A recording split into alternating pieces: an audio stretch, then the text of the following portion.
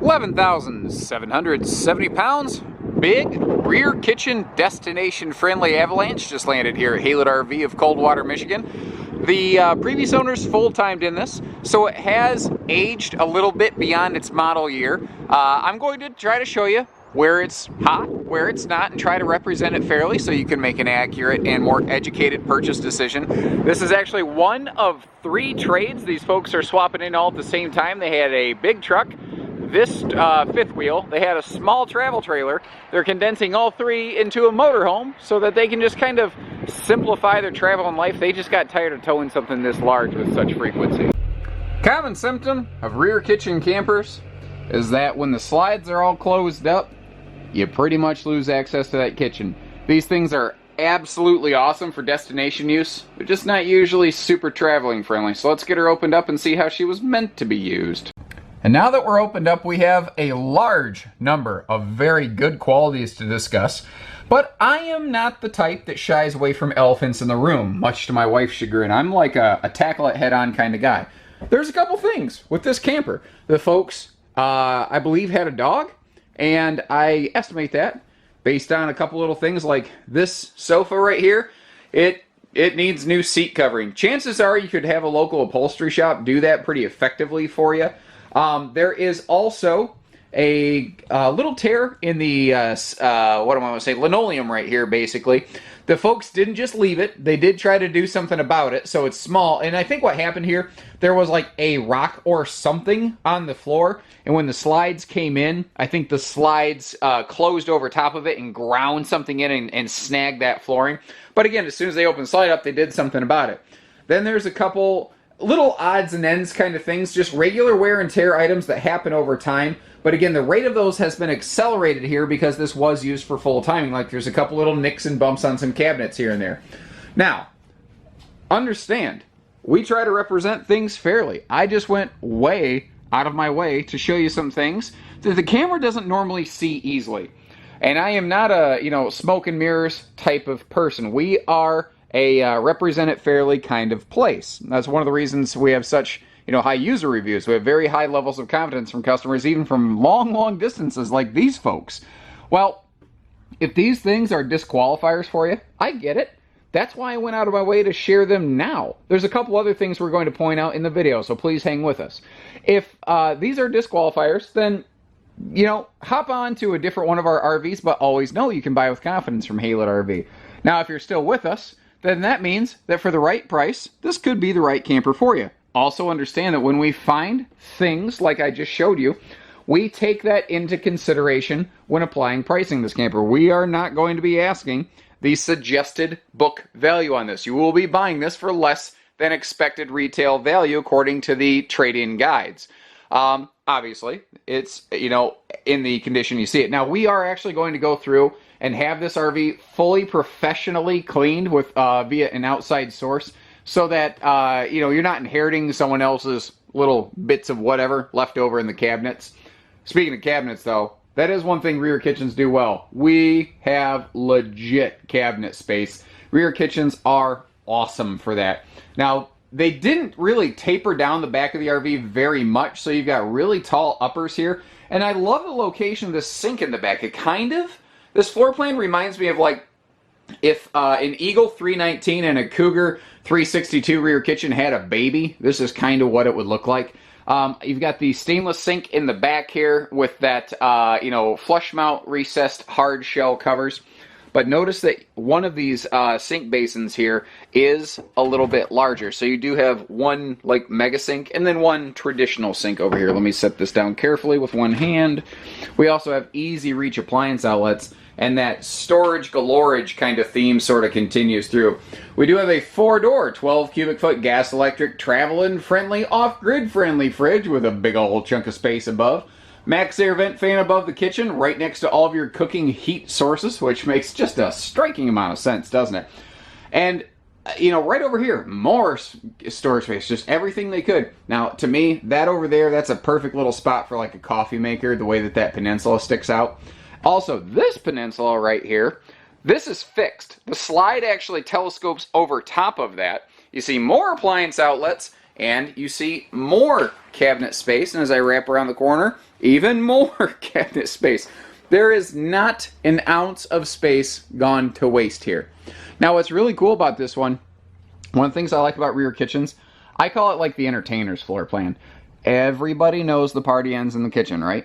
If you want to have this thing set up somewhere and you want to have a bunch of friends over and have a good time, this is like, there's always there's the one friend of the group that's the bartender, you know what I mean? This is the bartender's dream coach right here. Not a Barbie dream coach, but a bartender dream coach. Kind of a different thing. So the big mega sofa over here, again, skin's a little roughed up, but there is a hide-a-bed section under that over there. Now the TV is huge and it does pivot out, and that is a Roku TV, meaning it's a smart TV. So it's very streaming media friendly. You see the electric space heater below it. There is also a Bluetooth DVD player hidden within that cabinetry.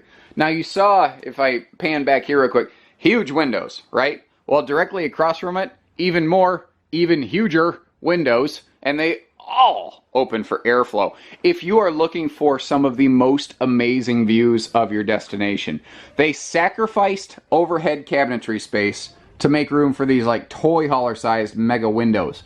Also, all the windows here in the main living area are very much like our new Cougars, that they have that plantation wooden style blind right there. And I think that's kind of one of the things to, if you're not familiar with the Avalanche series, because it's not, I'm not saying there's anything wrong with it, but it's not one of Keystone's most popular series. It certainly doesn't carry the following of a Cougar or a Montana, but this is, to boil it down ultra simply, effectively a wide body Cougar. And again, that is being a little oversimplistic, but to give you just a rough barometer, that's kind of what we're looking at here. So obviously we have a dual entry bathroom, extra large sink here and plenty of floor space. Thing is though, they made this bathroom extra large because as I come around the corner, you can see that you've got this like virtually no step in, like, I don't know, 5 foot wide epic monster shower over here. If you really prefer to have a big shower, or if you like to have a seat, you could put a little waterproof seat in there and you could have yourself an excellent, very comfortable large shower space. Let me slide around the corner here. Now up in the bedroom, you will find that the second air conditioner option from the factory has been expressed, which means it's tied into the central ducting. So we have dual ducted central AC. Your headboard windows do slide open for cross breeze airflow. This does have a residential queen in it. It is king capable, however. If you swap into a king, it will slide under those side stands. You will lose a little bit of walk around space, but obviously you'll have a bigger bed to thank for it.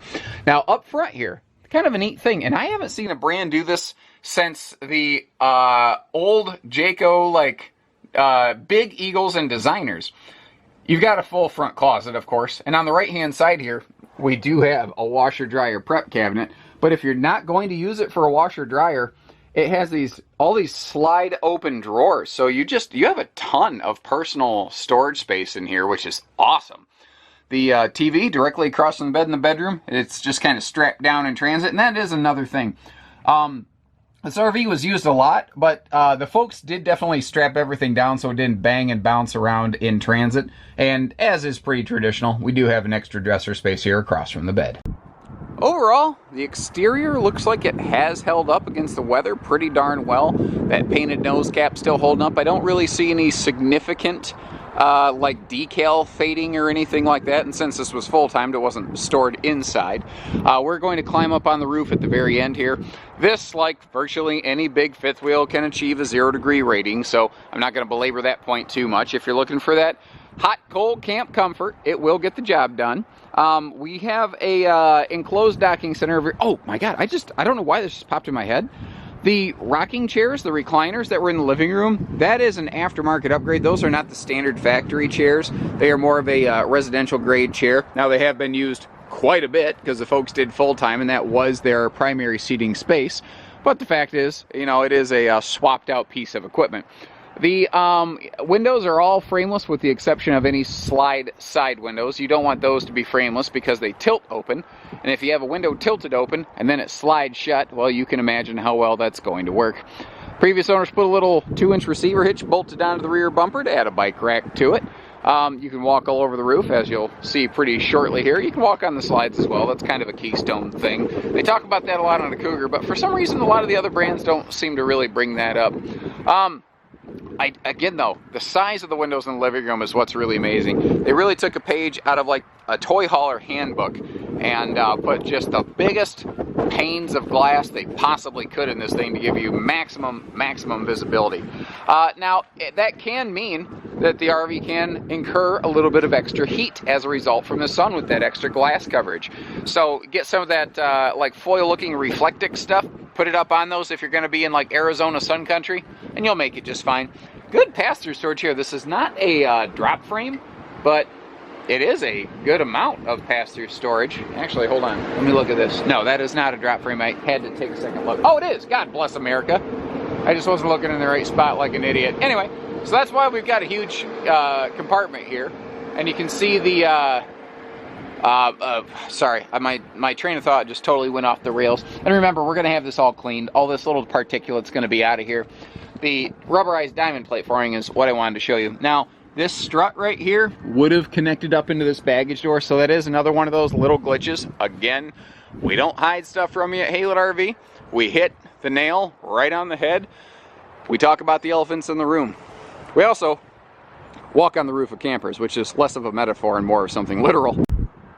But before we do that, apologies, I meant to cover this as we walked around the first time. There is a defect we've detected on the slide flooring back here in the kitchen area. We are going to apply a slide repair kit to this to prevent, you know, to basically address this. But you see that missing screw head right there? I don't know how it happened. I don't know how it got sheared off, but that allowed a little bit of water to start wicking into the subfloor, and there are some soft spots right there. It's not the end of the world, but we are going to arrest and address that, put a little support kit under that so that, you know, it remains viable and doesn't like deteriorate on you over time. It's a bummer. It's there. Again, we don't hide it. We're going to make sure that it gets addressed, but you folks deserve to know about it. Not a lot of places will go to that kind of extent. And I apologize, especially up top here, if the wind has been affecting the camera. I'm doing my best to shield it, but ladies and gentlemen, it's just, the show must go on, and it's been a windy son of a gun. Well, there goes another fifth wheel from Haylett RV today. Holy cow. Anyway, so again, we can walk all over the roof of this thing. There's nothing over the top special about its construction. I do like how the previous owners put a max air vent cover up here above the bathroom. Overall, I'm okay with what I see on the roof. The folks have done some little touch-up spot seals. That's why some of the sealant is a little bit lighter and some of it's a little darker. The darker stuff is the original factory stuff. The lighter stuff is some aftermarket touch-up stuff. And overall, the roof looks okay. I would say probably within the first year, the rear termination strip, that's where the roof meets the rear wall, that could probably use a little more of a spot touch-up, but it's all right as it is. That's just something to keep in mind down the line. So there you have it, guys. Shoot you straight, try to be brutally honest. Again, apologize if my hand's kind of blocking part of the camera. I'm trying to keep the wind off of it best I can, but there's just only so much a windsock can really do. So, give us a call. Take care, stay safe, have fun, happy camping everyone, and remember, we only do everything. Hitching, pieces, parts, trades, finance, truck and trailer, package deals, RV delivery, and everything in between.